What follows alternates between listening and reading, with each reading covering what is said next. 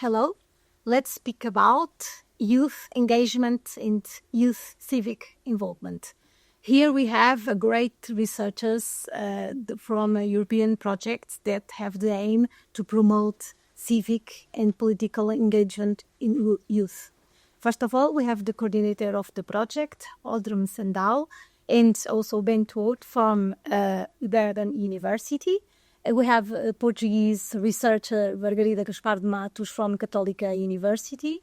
And we have Spanish representative, the PI from Spain for Seville University, Carmen Moreno. And also for Romania, we have Professor Adriana Balon that represented ETC's PI from Romania. So now we're going to speak about why this matter is so important and some specific practices and experience that we have in Spain, in Portugal. So first of all, I'm going to start with Oldram, and why this project appears and why it's so relevant, and what is this civic and political engagement in youth? Yes, so when we decided to apply for funding from the European Commission, there was a call, an invitation to apply to understand why we lately have seen a development towards more right-wing politics and less trust in democracy and in politicians. And so there was this call inviting projects to see how we could better understand that, in a way, negative change for democracy. But when we decided to apply, we wanted to take a different angle and approach to it because what we would like to understand and encourage possibly is how can young people become more active in society and contribute to changes in society and be active citizens. And even young people have opportunities where they can contribute and feel part of a group that can contribute to change and where the young people's voice is heard. So in a school setting, for instance, the students are part of electing a representative to the board, and they can raise their voice with the teachers, and if they want to achieve change. So that's an example in a local setting where young people can contribute to change, and that is important for them. And similarly, in a local society, they can be part of initiating activities. If they lack a type of sports they would like to do, then maybe they could go to a sports club and say, we would like to do more dancing activities, and how can that be organized? And that way you can look at the different levels and opportunities of participation.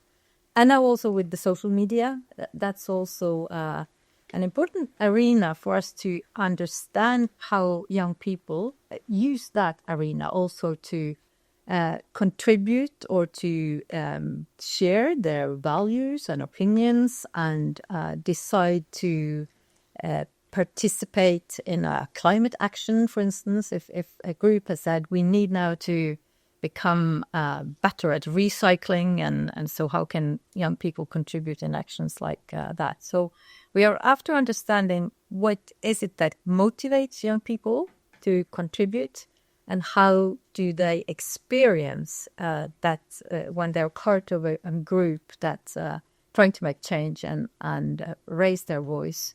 And so how do they do it, where do they do it, and why do they do it? Looks interesting. So it's important to share in the combine the critical thinking, but also how they can do it and use their own tools. So I think it's very important. And why is so important this issue now, in nowadays, in the Europe, in the world? Why this is so important? Well, I think there are many reasons, obviously. I think what is very important is what are the basic needs for everyone in society, but maybe even more for children and young people. And those would be like the need for autonomy, the need to belong, and also the need for competence. And we need to create have a society that will fulfill these needs. And maybe the best type of society is a democratic one. But in order to be able to create a democratic society where people feel free, they have freedom, they feel that they belong, they have a sense of unity, and they also have a sort of a feeling that they can contribute to the sort of the common good. Then we need to help young people to start to be engaged, to care about each other, and to care about their local community and about society at large. And I think this is very much what this project is about. And it's important they do not look for themselves, but also the world and the others. And this is very particularly key in our days. Adriana, so you work for a long time with youth and young people. And why this is so important now to develop in relate to development, to the social media, and to the new world? Why so important also? Okay, I would start saying that I think that Romania is in a special situation comparing with Spain, Portugal, Norway, or other Western European countries. Because even if more than 3 decades already passed since the political regime was changed, it's so still preserve old attitude, also because the institutions were not completely changed, and this created a very specific situation, the untrust in institution, and this distrust, so not having non-belief in the institution to act democratically, then mean, for instance, I will give an example from another field. They refuse vaccination, saying that vaccination it's brought for other reason, for the advantage of some people. But this distrust we can see also on children and adolescents. They really don't believe in schools because they are confronted every day with perhaps unfair treatment from some teachers. So I don't want to say that this is everywhere, but when we try to measure trust, it came that as a very specific trait, and I think that it is a time, to change this perception, and also to change the motivation to be involved in doing something, because now it's also this mentality. It's better to stay behind, What is the reason to get involved? Because we cannot do something, we cannot change. So hopefully this project, at a very small scale, of course, will succeed to change, at least to some groups of young people, to change this attitude and behavior and negative way of thinking of democracy, It's very important to use trust more in democracy and their strength to do something about that. And now we're going to share 2 experiences. This project have living labs, so local experience that we want to understand and develop. And we're going to share 2 of them. So I'm going to speak now in Portuguese. So Margarida Gaspar de Matos, fala-nos um pouco da experiência portuguesa do Living Lab que estamos a desenvolver aqui.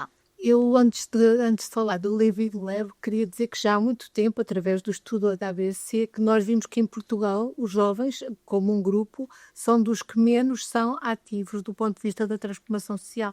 O voluntariado estava cá em baixo, o associativismo também. Isso começou a preocupar-nos e em 2014 então inventámos o conceito dos Dream Teens, que era uma rede nacional de jovens adolescentes participativos e com vontade de transformar o mundo.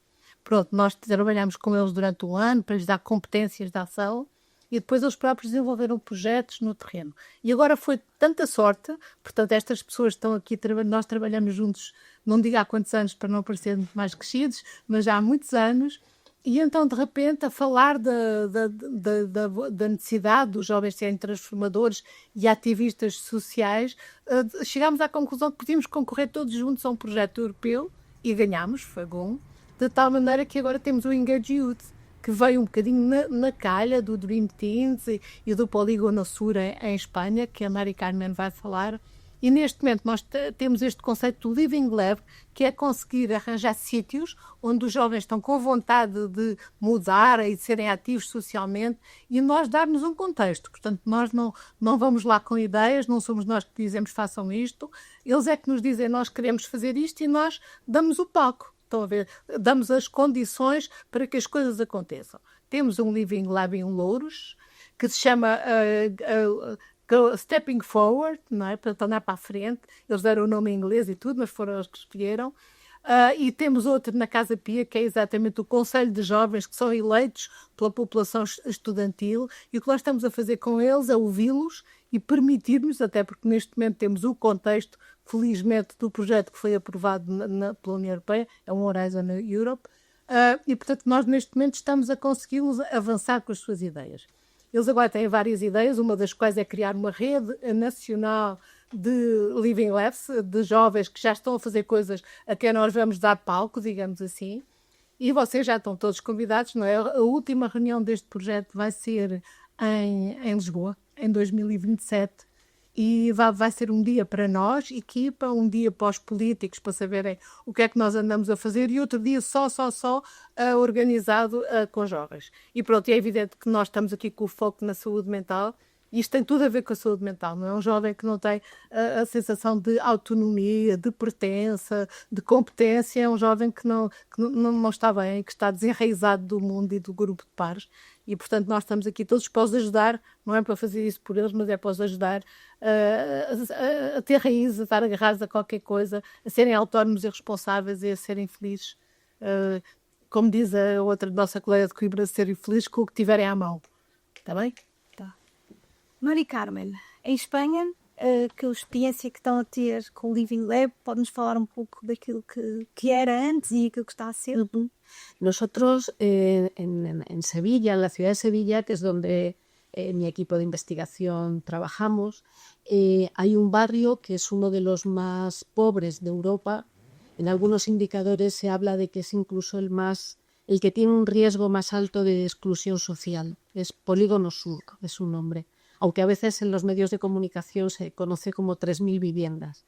Es un entorno muy pobre y, como digo, de un alto riesgo de exclusión social. Empezamos a trabajar con los niños de 12 años porque queríamos, os estoy hablando de hace unos años, de cómo empezamos a trabajar, y queríamos influir en ampliar sus horizontes vitales. Muchos de estos niños, cuando cumplen 12 años y acaban la escuela primaria, nos siguen. Entonces, el primer objetivo es que permanezcan dentro del sistema educativo, porque sabemos que es un horizonte de abrir nuevas posibilidades, nuevos desarrollos profesionales. Tened en cuenta que para estos niños la autonomía y las expectativas que tienen de qué serán de mayores, en qué trabajarán, es dedicarse al mercadillo. No sé, aquí en Portugal creo que es muy parecido, ¿no? Hay una población gitana muy, muy presente en este barrio, y para ellos el mercadillo, el trabajar con la chatarra, es decir,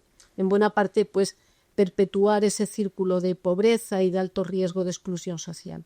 Entonces, el primer objetivo que tuvimos, como digo, fue que se mantuvieran dentro del sistema educativo, pero también que adquirieran las habilidades de competencia social, de interacción, de pensar más allá de lo que es evidente y perciben en su entorno, de dar ese salto. Es decir, nuestra intervención en un primer momento apuntó hacia el desarrollo personal. El hecho de empezar a trabajar en Engage Youth, en este proyecto, implica dar una vuelta de tuerca a los objetivos que teníamos en un primer momento planteados, porque ya no solo tratamos de trabajar sus habilidades sociales y sus horizontes personales, sino que los convertimos o queremos que trabajen para la comunidad, que trabajen no solamente para el bienestar que ellos puedan tener en el futuro, sino también que traten de mejorar al barrio, de contribuir a un trabajo en la comunidad y a reforzar la democracia, que como han estado comentando mis compañeras, es un reto muy importante en la sociedad hoy en día. Y los jóvenes sois el futuro. Esa es la idea. Muito obrigada. And now I'm going to make a second round for you, asking one thing. What is the thing that you learn about the youth until now with this project? Which kind of question do you want to do to them? Because probably next time we're going to have here youth speaking about their opinion. And which are the main goal or contribution you want at the end of this project? So probably you're not going to answer everything, but in these ideas, please give me your opinion. Audrey, please. Yeah, so I think to me the most important part of the project is what we are able to achieve and learn from the living labs, where the main approach is to collaborate with young people. It's not what we tell young people to do in order to contribute, but it is about what do young people want to do to contribute and what do they find important to address. And so I think also as when we have the final conference here in Lisbon in almost 2 years, we are also trying to identify important recommendations for politicians. And so what can we do at local level and at national level and international level to make it easier for young people to contribute?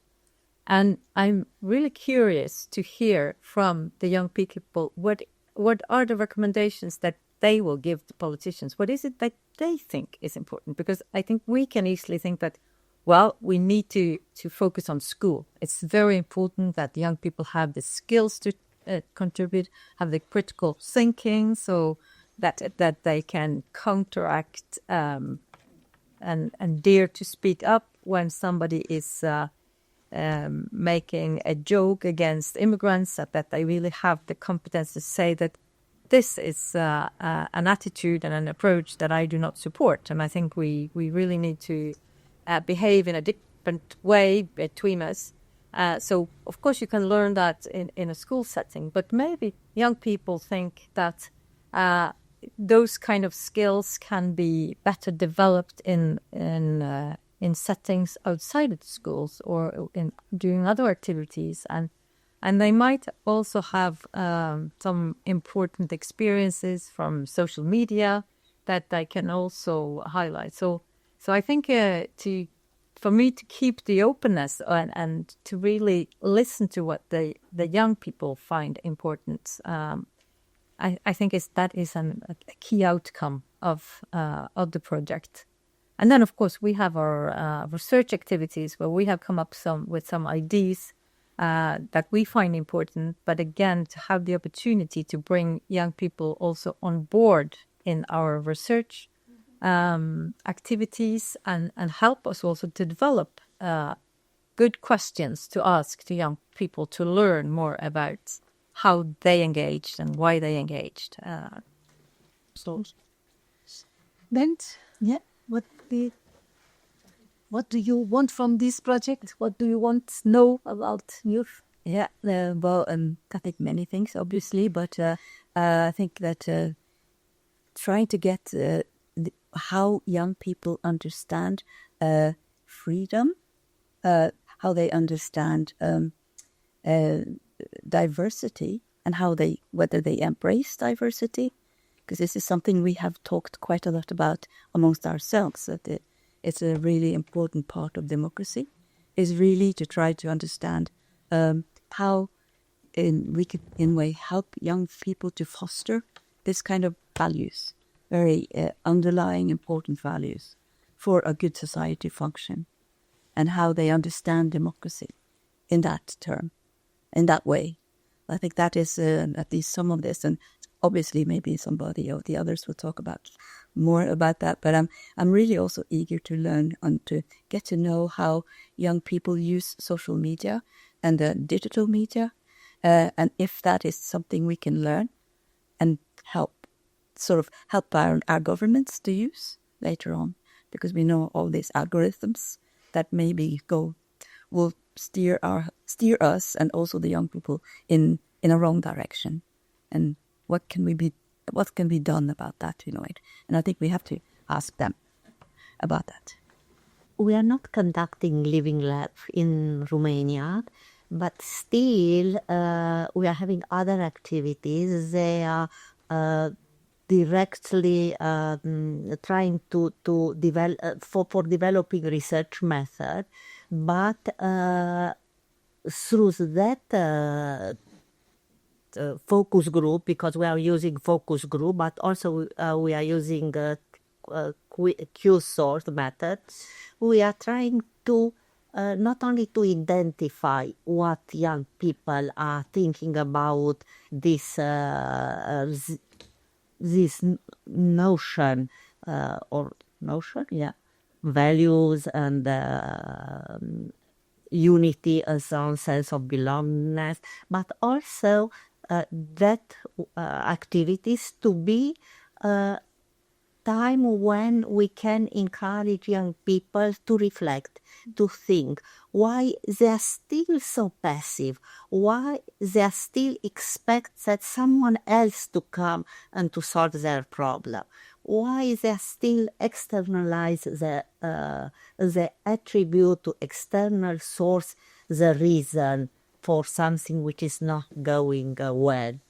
So through developing new method or validating another measure, we are hoping that Romanian young people who will be involved also to reflect to their behavior, to colleagues' behavior, to be a kind of catalyzer for other young people to do something, so to take the change in their hands, not to feel that they are helpless, but to do something, to not to feel that many events they are out of their control, but to exercise that they can do something to change.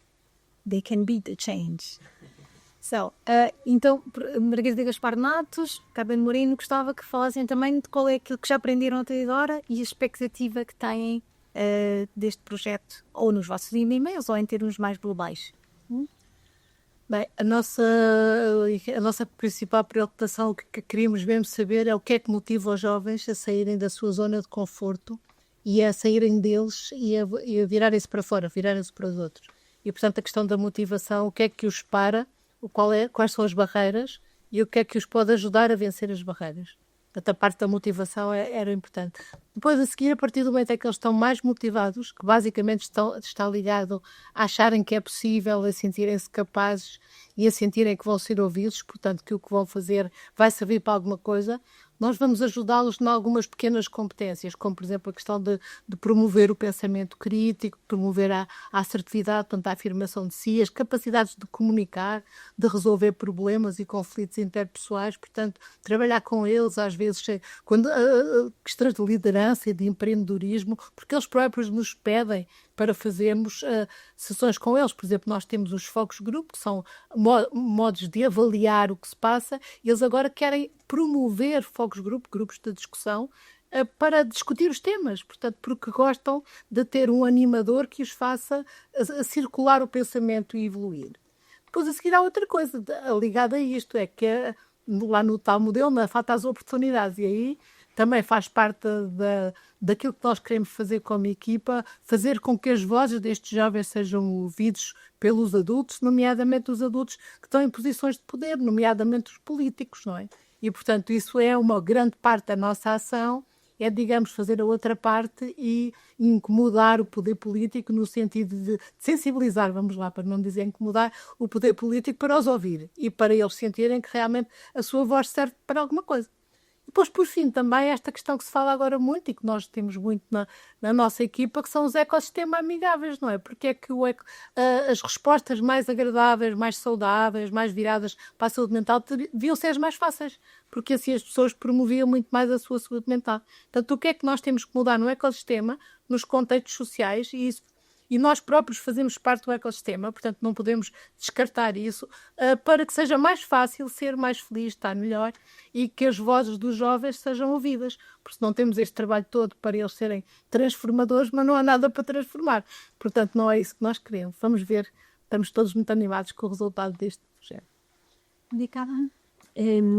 Estaba pensando porque yo quiero destacar lo que hemos aprendido como equipo de investigación trabajando con estos niños, niñas y adolescentes y adultos emergentes, que esa es toda nuestro rango de intervención. Y hay algo muy básico que he aprendido, y es que cuando nos acercamos a este tipo de poblaciones, a veces tenemos una actitud paternalista de querer enseñarles cosas, y yo quiero subrayar que he aprendido mucho del contacto con estos niños y niñas, porque me han enseñado a ver que efectivamente crecen rodeados de factores de riesgo, pero que también tienen fortalezas, que también hay fortalezas en las que hemos aprendido que el programa tiene que anclarse, tiene que partir de ahí, de subrayar qué aspectos, qué cosas dominan y qué variables pueden servir para crecer y para mejorar. Ese es uno de los, yo creo que es una lección importante que personalmente he aprendido trabajando con ellos. Y luego, una de las preocupaciones que tengo de cara al futuro es la sostenibilidad de estas iniciativas. Entonces, por eso es importante que este proyecto implique a políticos, a personas que tienen ahora responsabilidades en las tomas de decisiones, para que los adolescentes sepan darse cuenta de lo que eso significa, pero sobre todo también que los políticos que tienen estas armas en sus manos, ¿no? Y que nuestros niños se acostumbren a que la democracia funciona así, que somos muy valiosos como ciudadanas y ciudadanos, que tenemos un arma muy importante que es nuestro voto y nuestra capacidad de movilizar al entorno para incomodar, como decía Margarida hace un momento, ¿no? Entonces esas son las lecciones aprendidas y las preocupaciones bueno, pues lo que yo creo que nos queda para el futuro, ¿no? Intentar que esto no quede solo en este proyecto, que es maravilloso, sino que veamos la manera de poder continuar y crecer más allá. Obrigada. Portanto, hoje no nosso episódio tivemos aqui 5 investigadoras de referência, mas que continuam curiosas e na procura de conhecimento para fazer mais e para promover a democracia e a participação social.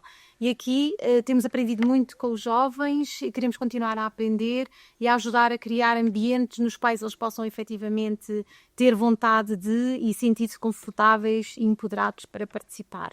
Muito obrigada a todas, foi um gosto. Thank you very much. It was a honor to have you here. So next time probably we're going to have here the youth. Thank you. Obrigada.